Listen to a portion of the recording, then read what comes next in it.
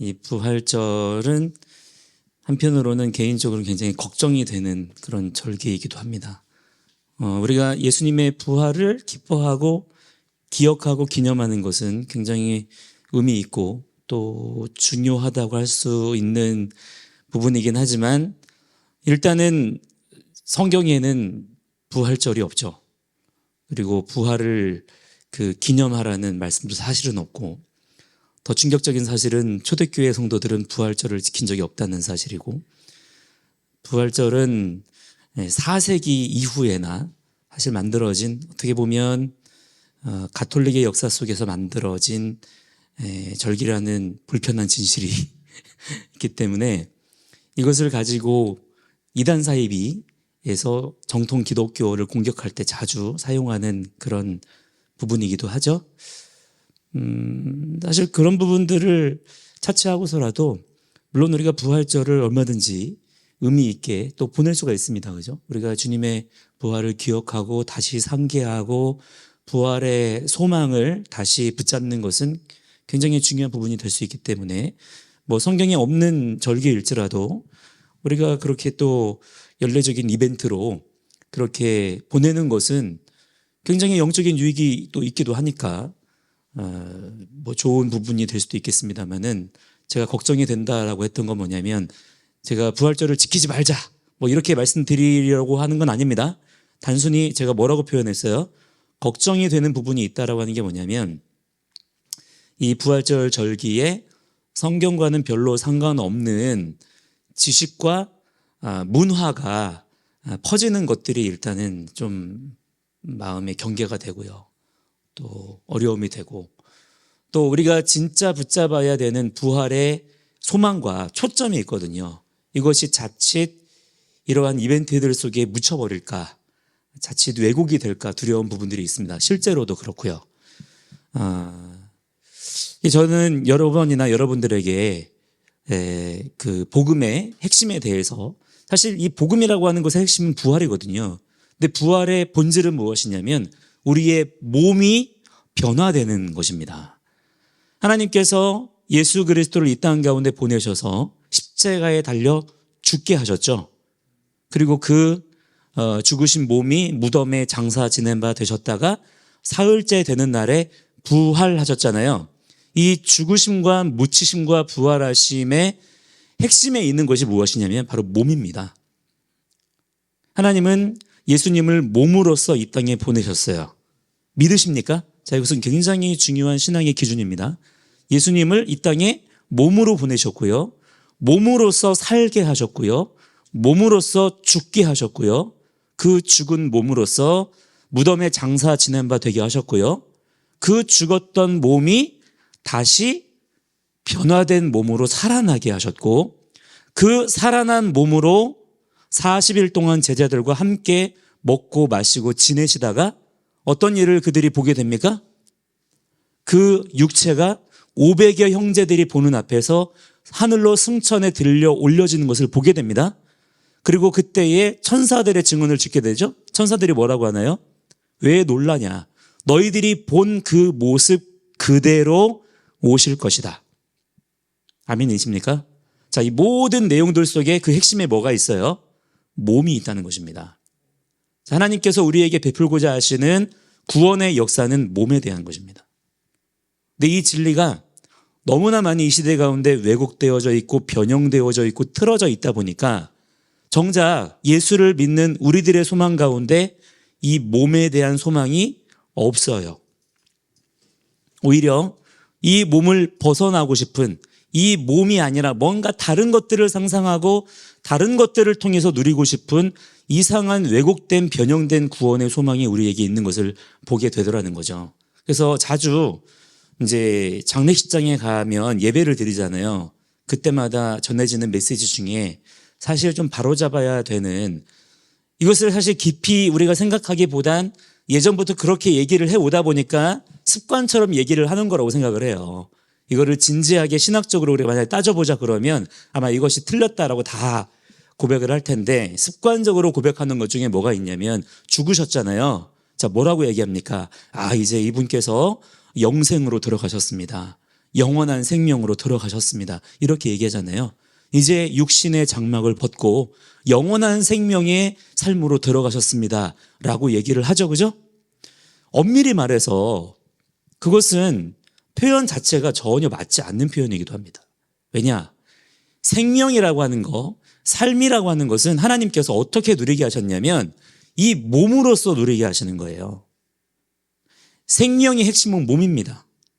우리의 영이 이 몸을 떠나는 현상을 우리는 뭐라고 얘기하나요? 그것을 죽음이라고 얘기하는 거예요. 이 죽음이 하나님 보시기에는 너무나 싫으신 겁니다. 그래서 죽음은 하나님과 원수가 되는 것이라 그랬어요. 하나님은 이 죽음의 문제를 그냥 두고 보실 수가 없기 때문에 우리의 구원자이신 누구를 보내십니까? 예수님을 이 땅 가운데 보내셔서 직접 그 몸으로 살게 하시고 죽게 하시고 부활하게 하심을 통해서 또한 그 몸으로 다시 오심을 통하여서 지금 우리가 경험하고 있는 이 죄와 사망의 권세를 해결하시고 하나님의 원래의 그 창조의 아름다움을 회복하게 하기를 원하시는 그 역사들을 우리는 바라볼 수가 있어야 된다는 거예요. 자, 따라서 여러분 부활 소망이 있습니까? 예수님 부활하셨습니까? 자, 이때에 여러분이 중요한 믿음의 고백으로 표현하셔야 되는 게 뭐냐면 따라합니다. 예수 부활 내 부활. 예수 승천 내 승천. 예. 이 믿음의 고백이 우리들 가운데 있어야 된다는 거예요. 여러분, 예수님의 부활은 곧 나의 부활을 예표하는 것입니다. 성경이 정확하게 표현하기를 예수님의 부활은 부활의 첫 열매. 첫 열매라는 것은 그 다음 열매를 예고하는 거예요. 이 기대감이 여러분 자신에게 있느냐 이 말이에요.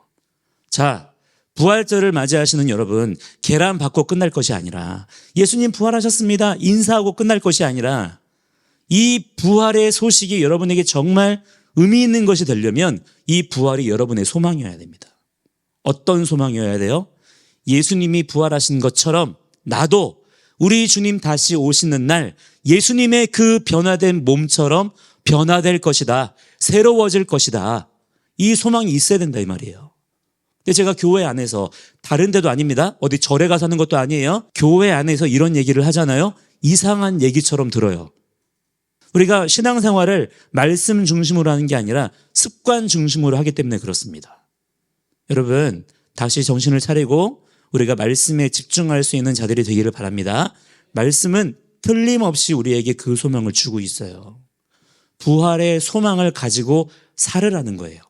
여러분, 우리가 예수 믿고 나서 우리가 바라는 것이 다만 죽음 이후의 삶뿐이라면 더 이상 살 필요가 있어요, 없어요? 살 필요가 없는 것입니다. 뭐하러 살아요? 그렇지 않겠어요? 제일 복된 삶은 어떤 삶이라고 할 수 있을까요? 예수님을 영접하고 나서 곧바로 죽어버리는 삶이에요. 그 삶이 가장 복되다라고 얘기할 것입니다. 그러면 우리가 예수 믿고 나서 다 집단 자살을 할까요? 그것이 예수님의 구원을 온전하게 지키고 완성하는 방법이 되겠습니까? 그렇지가 않다는 거예요. 우리가 예수 믿고도 왜 살아요? 하나님께서 우리에게 생명의 소망을 주셨기 때문이에요. 여러분, 우리가 예수 믿고 나서 생명의 소망이 달라져야 될 줄을 믿습니다. 우리가 죽을 날을 바라보며 살면 돼야 안 돼요. 이상한 일이 벌어지는 것이죠, 지금. 우리는 산 소망을 가지며 사는 자들이 되어야 될 줄을 믿습니다. 그래서 오늘 하루를 영원을 바라보며 사는 거예요. 그냥 오늘 하루를 불쏘시개처럼 우리가 허비하며 사는 것이 아니라 뭐 언젠가는 좋을 날이 오겠지, 죽으면 좋은 데는 가겠지, 이렇게 하는 게 아니라 왜 우리가 오늘 하루의 삶을 최선을 다해서 하나님 말씀대로 순결하게 정직하게 정결하게 살아야 됩니까? 왜 우리가 마음으로만 생각으로만 주님을 바라보고 생각하자는 것이 아니라 이 우리의 몸으로 하나님 말씀을 지키며 순종하며 살자고 하는 거예요. 왜 그러는 것입니까? 우리가 이 몸으로 하나님 말씀을 살아내는 것이 창조주 하나님께 예배의 행위가 되는 것이기 때문이에요. 여러분의 그 삶으로 믿음의 삶을 살아내시기를 축복합니다. 영혼의 문제만으로 국한되어서는 안 된다. 마음의 감동, 여러분의 지적인 어떤 지식으로 그 부활의 소식이 그렇게 이해되어지고 넘어가면 안 된다는 거예요. 오늘 하루에 여러분의 삶으로 부활의 소망을 여러분 살아내시기를 축복합니다. 증명해내시기를 축복합니다. 자, 그래서 오늘 여러분과 함께 나누고 싶은 이야기는 뭐냐면 제목을 이렇게 지어봤어요. 라이프 시스템 레볼루션. 우리의 라이프 시스템이 혁명이 일어나야 된다 이 말이에요. 정말 바뀌어져야 된다는 것입니다. 왜냐? 예수님이 부활하셨다는 사실은 우리가 나중에 죽고 나서 우리가 좋은 데 넘어가게 될 것이다라는 그런 이야기를 하는 것이 아니라 실제 지금 우리의 삶의 시스템이 바뀌었다라는 것을 우리에게 말해주고 있는 것이기 때문에 우리가 예수님의 부활을 정말 믿고 우리가 그 부활 소망을 가지고 사는 자들이라면 실제 우리의 삶의 시스템 가운데 변화가 반드시 일어나야 될 줄을 믿습니다. 그래서 오늘 우리가 읽은 이 시편 말씀을 붙잡고 우리의 삶 속에 잘못된 시스템을 우리가 발견하고 제거하고 그렇다면 우리가 어떤 시스템을 가지고 살아가야 될 것인가를 함께 이야기를 나눌 수 있는 그런 시간이 되기를 바랍니다. 자, 먼저 지금 우리가 살고 있는 시스템은 어떤 시스템이라고 명명할 수가 있냐면 바벨론 시스템 혹은 애굽 시스템 혹은 만몬 시스템이라고 명명할 수가 있어요. 이게 성경에 반복적으로 드러나는 이 세상의 시스템입니다. 사단이 왕노릇하고 있는 가운데서는 이 시스템을 경험하며 살 수밖에 없는 거예요. 자, 그 시스템 안에서 세상이 우리에게 들려주는 메시지가 무엇이냐? 간단합니다. 행복해지고 싶어? 자, 여러분 행복해지고 싶어요? 안 행복하고 싶어요? 행복하고 싶죠? 그래서 묻는 거예요. 행복해지고 싶어? 그러면 더 열심히 일해. 더 노력해. 이런 이야기를 세상이 들려주는 것입니다. 자, 그래서 이 바벨론 애굽의 밑에서는 만몬의 노예처럼 살아갈 수밖에 없게 되는 것입니다. 그게 뭐냐? 열심히 최선을 다하면 다할수록 점점 더 인생이 피곤해지고 힘들어지고 곤고해지는 삶. 늙어 죽을 때까지 쉬지 않고 일해야 겨우 먹고 살 수 있는 땅. 그 땅이 어디입니까? 애굽 땅인 것이고 바벨론 땅인 거예요. 지금 그 땅이 우리의 삶을 움켜쥐고 있다라는 것입니다. 그 땅에서는 이 생각밖에 못해요. 이렇게 열심히 일하다가 보면 언젠가는 행복해질 거야. 내가 부자가 되면 행복해질 거야. 내가 저기 저 높은 곳에 도달하면 행복해질 거야. 내가 열심히 일하고 노력해서 그 목표를 달성하면 아우 행복해질 거야. 자, 이런 생각만 가지고 살 수밖에 없는 거예요. 왜 그러냐? 애굽과 바벨론의 시스템에서는 만몬이 오직 이 생각만 하며 살게끔 그렇게 만들어 버리는 것이기 때문입니다. 혹시 여러분도 지금 청년의 때를 살아가면서 이런 생각 속에 매여 있지 않아요? 열심히 하다 보면 언젠가는 좋아질 거야. 내가 열심히 일하다 보면 내 꿈을 이루면 아우 그때는 행복할 거야. 그런데 지금은 행복해요? 안 행복해요? 소진되는 인생. 단 한 번도 행복해 보지 못한 인생. 단 한 번도 온전한 즐거움, 온전한 만족을 경험해 보지 못하는 인생. 계속해서 욕망과 욕정으로만 가득해지는 인생. 그게 어떤 문제에서 비롯되는 것이냐?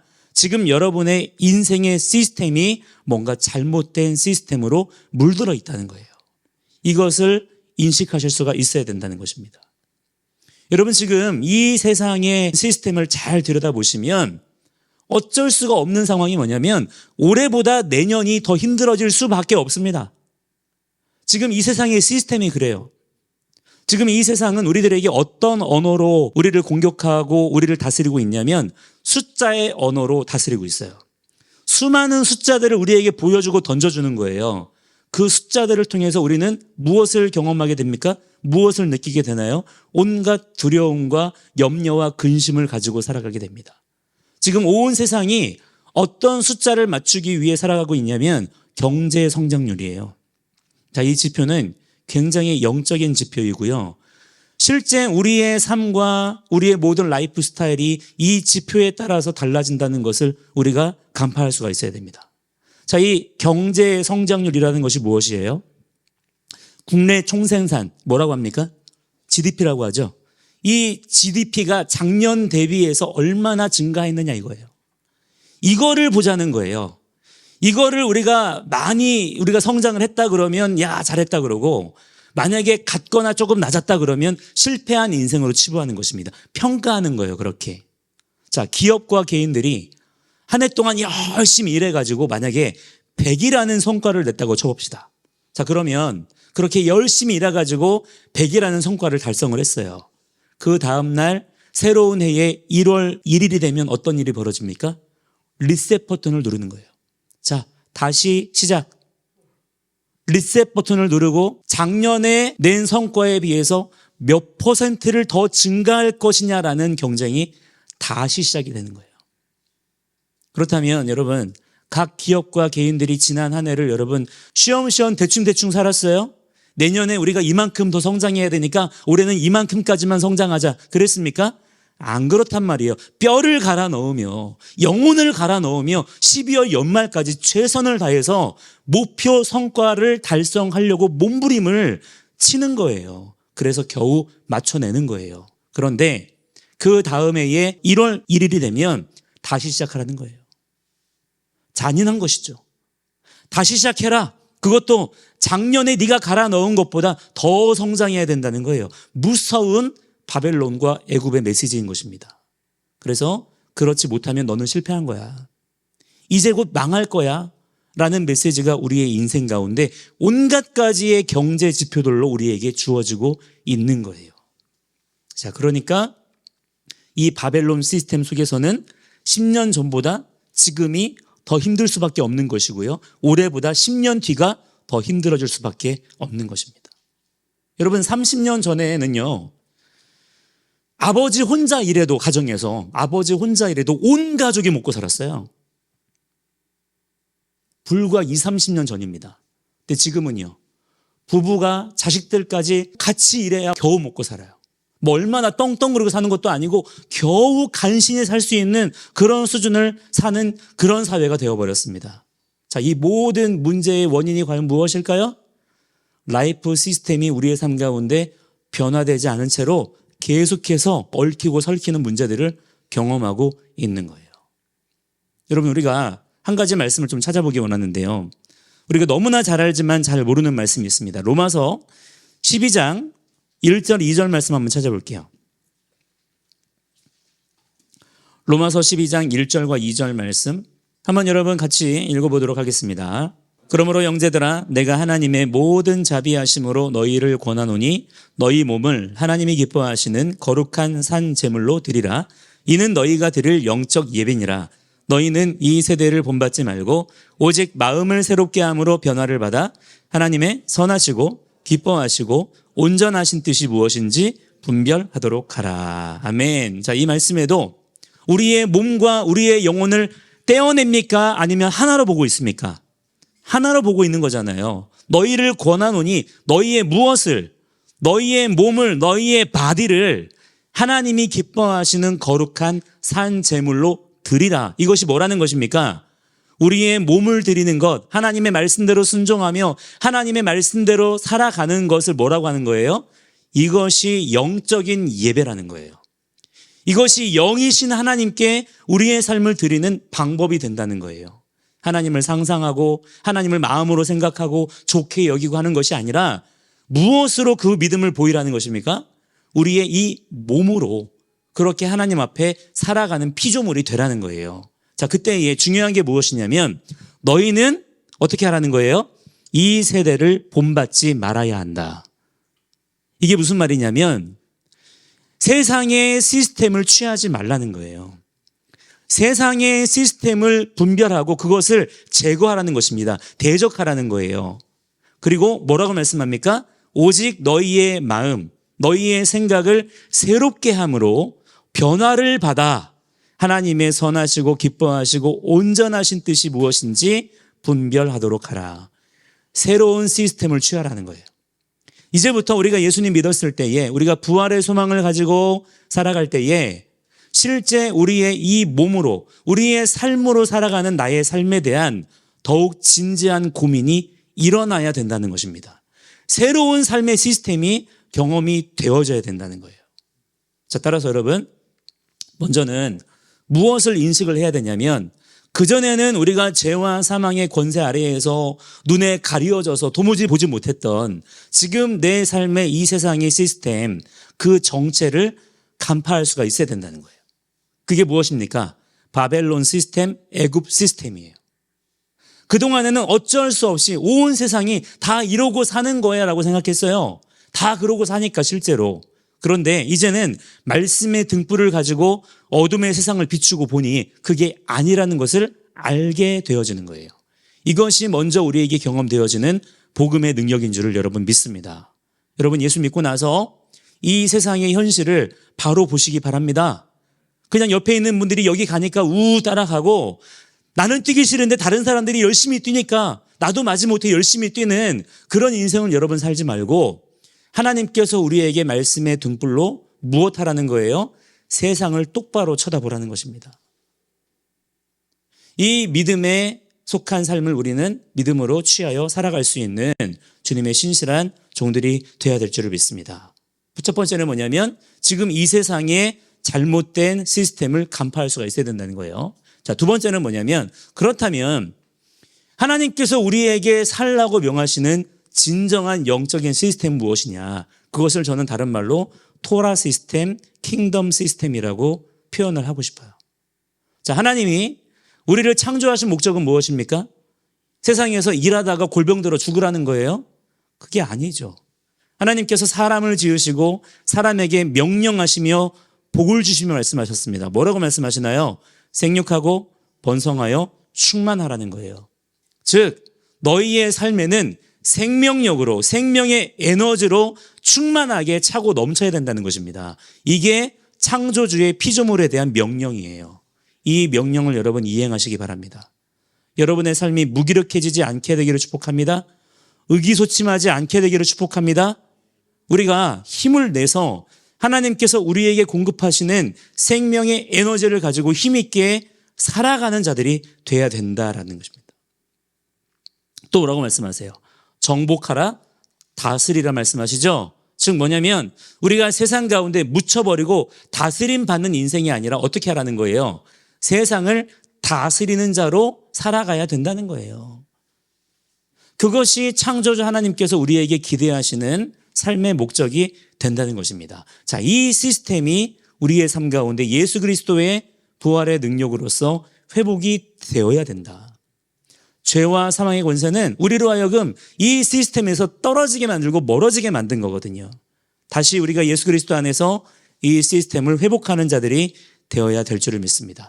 그것을 위해서 예수님이 부활의 첫 열매가 되어주셔서 우리에게 새 몸을 주시고자 하는 거예요. 그 날을 여러분 기대하며 소망하시기를 바랍니다. 자, 그렇다면 이 새로운 시스템의 삶은 우리가 어떻게 살아야 될 것이냐? 어떻게 하는 것일까요? 바벨론의 분주함을 버리고 가장 중요한 한 가지 일에 집중하는 것이다. 오늘 나눌 가장 중요한 내용이 바로 이것입니다. 어떻게 하라고요? 바벨론의 분주함을 벗어버리고 가장 중요한 한 가지 일, one thing, 한 가지 일에 집중하는 것이 우리에게 필요하다는 거예요. 자, 오늘 우리가 읽었던 시편 27편 4절에 다윗의 고백을 다시 한번 우리가 읽어보도록 하겠습니다. 자, 시작.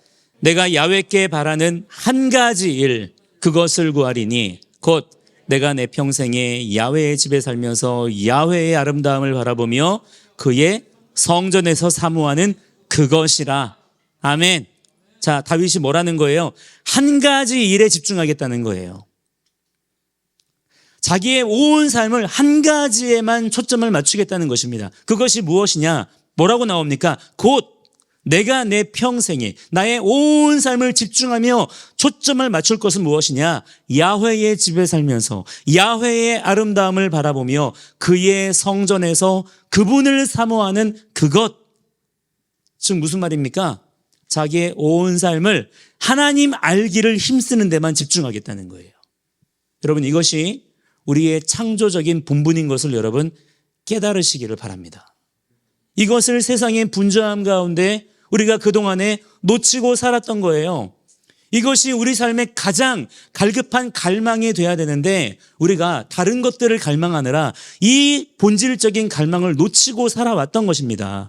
다윗의 이 갈망을 우리도 성령 안에서 회복하고 갖는 자들이 되어야 될 줄 믿습니다. 자, 이것이 바로 지금 이 시대를 살아가는 거룩한 청년들의 첫 발걸음이 되어야 된다는 거예요.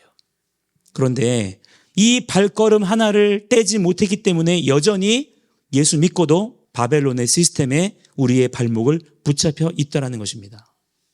그 한 예가 되는 것이 뭐냐면 누가복음 10장 말씀 한번 찾아볼까요? 누가복음 10장 38절로 42절에 보시면 우리가 잘 아는 마르다와 마리아의 이야기가 나옵니다. 누가복음 10장 38절로 42절에 보시면 자, 이 이야기는 그냥 단순히 하나의 에피소드이거나 예화 정도인 것이 아니라 실제 우리가 예수님 안에서도 얼마든지 바벨론 시스템과 토라 시스템 사이를 왔다 갔다 할 수가 있다는 거예요. 그 삶을 잘 분별해서 취해야 된다는 것입니다. 그것을 우리가 똑바로 보기를 원하는데요. 누가복음 10장 38절로 42절 함께 읽어보도록 하겠습니다. 시작. 그들이 길을 갈 때에 예수께서 한 마을에 들어가심에 마르다라 이름하는 한 여자가 자기 집으로 영접하더라. 그에게 마리아라는 동생이 있어 주의 발치에 앉아 그의 말씀을 듣더니 마르다는 준비하는 일이 많아 마음이 분주한지라. 예수께 나아가 이르되 주여 내 동생이 나 혼자 일하게 두는 것을 생각하지 아니하시나이까? 그를 명하사 나를 도와주라 하소서. 주께서 대답하여 이르시되 마르다야 마르다야 내가 많은 일로 염려하고 근심하나 몇 가지만 하든지 혹은 한 가지만이라도 족하니라. 마리아는 이 좋은 편을 택하였으니 빼앗기지 아니하리라 하시니라. 아멘. 자, 예수님께서 지나가실 때에 예수님을 초청한 자가 누구입니까? 마르다입니다. 자, 그런데 중요한 표현이 무엇이냐면 마리아는 그의 말씀을 듣고 있던 중에 마르다는 뭐하고 있었다는 거예요? 준비하는 일이 많아 마음에 분주하였다 그랬어요. 여기에 여러분 한번 밑줄 쳐보시기 바랍니다. 실제 우리의 삶이 이러한 형편에 처하는 때가 많아요. 내가 지금 뭐 하는지를 모르고 있는 경우가 많다 이 말이에요. 그냥 분주함에 매여져 있는 경우가 많습니다. 목표를 잃어버리고 나의 열정과 나의 헌신에 도취된 경우가 많더라 이 말이에요. 마르다는 준비하는 일이 많아서 마음이 분주했다라고 표현하고 있어요. 왜 준비하는 일이 많았을까요? 예수님이 시켰나요? 아니요. 자기의 열정이었어요. 자기의 헌신이었습니다. 그래서 예수님이 시키지도 않은 일을 자기 혼자 벌려가면서 혼자 분주함에 덫에 걸려버리더라는 거예요. 자, 그러자 예수님께서 불평하는 마르다에게 뭐라고 말씀하십니까? 내가 많은 일로 염려하고 근심하나. 자, 무엇 때문에 그가 근심하고 염려한다는 것입니까? 많은 일 때문에 네가 근심하고 염려한다는 거예요. 여러분, 왜 우리의 삶 가운데 여러 가지 많은 두려움과 근심과 염려와 스트레스가 그렇게나 많을까요? 왜 예수 믿고도 실제 우리의 삶에 예수님이 선포하신 그 샬롬이 경험되지 않을까요? 여러분 예수 믿고 나서 여러분 샬롬 하십니까? 기쁨과 평안을 누리며 살고 계시나요? 아니면 여전히 예수 믿고도 무언가에 쫓기듯 살고 계십니까? 많은 걱정과 근심이 있진 않아요? 왜 그럴까요? 도무지 예수님도 이 문제는 어쩔 수 없기 때문에 그게 아니라는 것이죠. 내가 너무나 많은 일에 분주하기 때문에 가장 중요한 한 가지 일에 집중하지 못한 채 내가 선택하고 내가 취한 그 일들에 내가 너무나 많은 정신과 시간을 빼앗기고 있기 때문에 예수님의 샬롬이 내 삶 가운데 역사하지를 못하더라는 거예요. 여러분, 우리에게 부활의 좋은 소식을 전하시는 그 예수님의 음성을 들으시고 예수님의 시간 안으로 들어오시기를 축복합니다. 마르다는요, 좋은 의도를 가지고 지금 자기의 영혼을 갈아 넣으며 최선을 다해 뭐 하고자 하는 거예요? 예수님을 대접하고자 하는 것입니다. 예수님을 잘 대해드리려는 거예요. 그러다가 어디에 걸려버려요? 사실은 예수님을 놓쳐버린 자가 되었어요. 무엇 때문에? 자기 열심 때문에. 자기가 무엇에 집중해야 될지 예수님을 초청했잖아요. 그렇다면 그 초청한 예수님께 대하여 자기가 어떤 반응을 보여야 될지는 놓쳐버린 채 예수님이 무엇을 원하시는지는 관심도 없어요. 그냥 자기가 원하는 대로 예수님을 대접하겠다 이거예요. 그 좁은 공간에서마저도 예수님을 시야에서 놓쳐버리는 일을 누가 경험해요? 예수님을 초청한 그가 경험하더라는 것입니다. 그러나 마리아는요. 마리아는 언니가 초청했기 때문에 예수님을 만나게 된 거예요. 그런데 이 마리아는 어떤 일을 하는 것입니까? 예수님께서 원하시는 그것을 하는 거예요. 예수님과 눈을 맞추며 예수님께 집중하며 그야말로 자기의 온 시간과 생명을 예수님께 드리고 있더라. 그분의 말씀 듣는 일에 지금 집중하고 있는 모습을 보게 되는 것입니다. 자, 그렇다면 과연 마리아는 마르다와 무엇이 달랐던 것일까요? 예수님이 마리아에 대해서 뭐라고 말씀하십니까? 뭐가 달랐다는 거예요? 마리아는 이 좋은 편을 택하였다 그랬습니다. 즉 무엇의 문제라는 거예요? 선택과 집중의 문제라는 것입니다. 마리아는 선택했다는 거예요. 좋은 선택을 할 줄 알았다는 거예요. 자, 여기에서 우리는 한 가지 중요한 영적인 원리를 찾을 수가 있는 것입니다. 그게 무엇이냐? 자기의 삶은, 나의 삶은 나의 선택에 따라 그 결과가 달라진다는 사실이에요. 근데 문제는 뭐냐? 우리는 진짜 내가 해야 될 선택이 무엇인지를 알지 못해요. 심지어는 지금 내가 한 선택이 무엇인지도 알지 못합니다. 그게 죄와 사망의 권세가 가져다주는 가장 심각한 문제인 거예요. 자, 그러면 우리는 무슨 선택을 해야 될까요? 내 삶의 시스템을 어떤 시스템으로 세울 것이냐는 선택을 우리가 해야 되는 거예요. 바벨론 시스템을 원하든가 아니면 나는 정말 토라의 시스템을 원하는가. 너희는 이 세대를 본받지 말라 그랬잖아요. 오직 마음을 리프레시하게 하고 새롭게 하고 변화를 받아라 라고 하시는 말씀을 우리는 고지 듣는 자들이 돼야 된다는 것입니다. 자, 이를 위해서 가장 먼저 우리가 해야 될 게 뭐냐면 여러분 정신을 차리시고요. 지금 뭘 해야 되냐면 하나님께 집중해야 돼요. 지금 너무나 많은 청년의 시간들이 허비되어지고 있습니다. 허비된다는 게 뭐냐면 불필요한 딴짓을 하는 시간들이 너무나 많다는 거예요. 즉 딴짓은 뭐냐면 우리가 원래 해야 되는 본짓을 해야 되는데 이 본짓이 무엇인지를 알지 못하다 보니까 내가 열심히 무언가를 한다고 하면서도 결국에 경험하는 것은 딴짓이더라. 그게 뭡니까? 결국에는 내 인생을, 내 생명을 갉아먹는 거예요. 실제로는 살면서도 죽음을 경험하는 것과 마찬가지의 삶을 살게 되는 것입니다. 여러분, 예수님께서 부활의 능력으로 우리에게 주신 능력이 뭐예요? 영생의 능력입니다. 영원한 생명을 취하는 거예요. 그러기 위해서는 우리가 무엇이 달라져야 되느냐? 내 삶의 방향을 우리가 바로잡고 오늘 하루 나의 삶에 최선을 다하여 하나님께 집중할 수 있는 이 본짓을 여러분 선택할 수 있는 그런 주님의 귀한 종들이 되셔야 될 줄 믿습니다. 여러분, 여러분이 가지고 있는 모든 젊음과 에너지를 여기에 집중하시기를 초청합니다. 하나님께 집중하는데 내 삶의 모든 역량을 총동원하셔야 된다 이 말이에요. 이 첫걸음이 반드시 필요하다. 내 삶에서 하나님께 집중하는데 방해가 되는 것들을 여러분 과감하게 치워나가시기를 바랍니다. 지금 너무나 많은 요소들이 지금 나로 하여금 하나님께 집중하는 것을 방해하는 것들이 많아요. 그죠? 그런 것들을 여러분 발견해내시고 생각하시고 여러분이 인정하시고 이런 것들을 치워나가는 작업들을 해야 돼요. 무엇부터 해야 될까요? 여러분의 방을 치우시기 바랍니다. 여러분의 책상을 치우시고요. 여러분의 스마트폰을 정리하시고요. 여러분의 인간관계 속에서도 하나님께 집중하지 못하게 하고 하나님께 집중하는 것을 방해하는 관계들이 있다면 그 관계가 즐거울지언정 내게 만족을 줄지언정 끊어낼 수가 있어야 된다는 거예요. 하나님께 집중하는 그 한 가지 목표에 일단은 여러분이 여러분의 온 삶의 역량을 초집중을 하시기를 축복합니다. 그래야 내 삶에 놀라운 시스템의 레볼루션이 일어날 수가 있게 된다는 거예요. 그러다가 망하면 어떡하냐, 경쟁에서 밀리면 어떡하냐, 무시당하면 어떡하냐, 그런 생각은 버리셔야 돼요.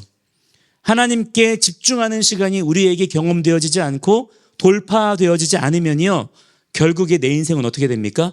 바벨론 시스템에 묶여서 거기서 살다가 거기서 죽을 때까지 일하다가 노예처럼 살다가 죽어버리게 되는 거예요. 여러분의 인생이 그런 식으로 결론 내려지지 않게 되기를 축복합니다.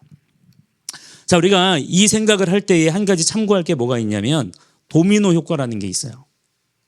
물리학적으로요. 이 도미노 아시죠? 도미노? 이 도미노는 자기보다 1.5배 크고 무거운 것을 도미노를 넘어뜨릴 수가 있대요. 그래서 처음에 5mm 크기에 이 핀셋으로 집어야 되는 5mm 크기의 작은 도미노를 넘어뜨리면 그보다 1.5배 큰 도미노를 넘어뜨릴 수 있겠죠? 근데 이것을 계속 넘어뜨려 가다 보면 처음에 몇 mm짜리 도미노로 시작했다고요? 5mm짜리 작은 핀셋으로 집을 수 있는 그 도미노를 넘어뜨렸을 뿐인데 나중에 13번째 칸에서는 뭐가 넘어지느냐? 1m에 45kg짜리 도미노가 넘어지게 된다는 거예요. 그리고 그 도미노를 계속 넘어뜨려 가다가 29번째에 쓰러지는 도미노는요, 어느 정도 크기가 될 것 같으세요? 그 크기가 엠파이어 스테이트 빌딩만큼 커진대요. 거기서도 멈추지 않고 계속 도미노를 넘어뜨려 나가면 51번째에 넘어지는 도미노는 무려 에베레스트 산보다 더 큰 도미노가 된다는 것입니다. 자, 못 믿겠다는 분들이 계실지도 모르겠는데 여러분이 유튜브에 도미노 1.5라고 검색을 해보시면 그와 관련된 실험 영상, 이론 영상들이 쭉 나와요. 한번 이따가 찾아보시기 바랍니다. 즉 뭐냐면 무슨 얘기를 하고 싶은 거냐면 오늘 여러분 너무나 바쁘고 분주하고 나는 이것도 해야 되고 저것도 해야 되고 지금 바벨론의 시스템, 애굽의 시스템은요 우리에게 너무나 많은 일의 목록표를 우리에게 주고 있어요. 그래서 우리가 너무 바빠요. 무엇에 집중을 해야 될지 나의 삶을 집중할 수 있는 역량을 우리가 발휘하지를 못해요. 우리에게 주어진 에너지를 여기에 쓰고 여기에 쓰고 여기에 쓰고 나눠 쓰다 보니까 뭐 하나 제대로 된 일을 경험하지 못하게 되는 거예요. 자, 이럴 때에 여러분이 결단하는 가운데 먼저 나에게 주어진 첫 번째 미션 뭐라고 그랬어요? 하나님께 집중하는 바로 그 일. 내 온 삶의 시간과 내 에너지와 나의 모든 역량을 무엇에 집중하라는 거예요? 오늘 다윗이 시편 27편 4절에 우리에게 도전하는 것처럼 야훼의 집에 살면서 야훼를 바라보고 야훼를 소망하는 바로 그것에 우리가 또한 마찬가지로 삶의 소망을 두고 살면 이것도 놓치고 저것도 놓치고 우리는 이도저도 아닌 초라한 인생을 살 것 같은 그런 상상을 할 수 있지만 실제로는 그것이 아니라는 거예요.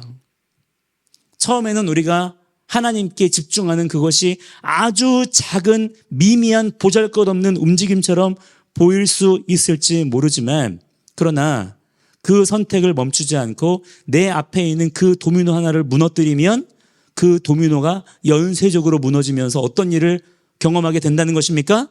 내가 그전에는 도무지 상상도 하지 못했던 크기의 도미노마저도 무너뜨릴 수가 있게 된다는 거예요. 그것은 내가 가서 무너뜨리는 게 아니에요. 오직 내가 집중해야 될 것은 무엇입니까? 지금 내 앞에 놓여있는 이 작은 도미노 하나에 집중하는 거예요.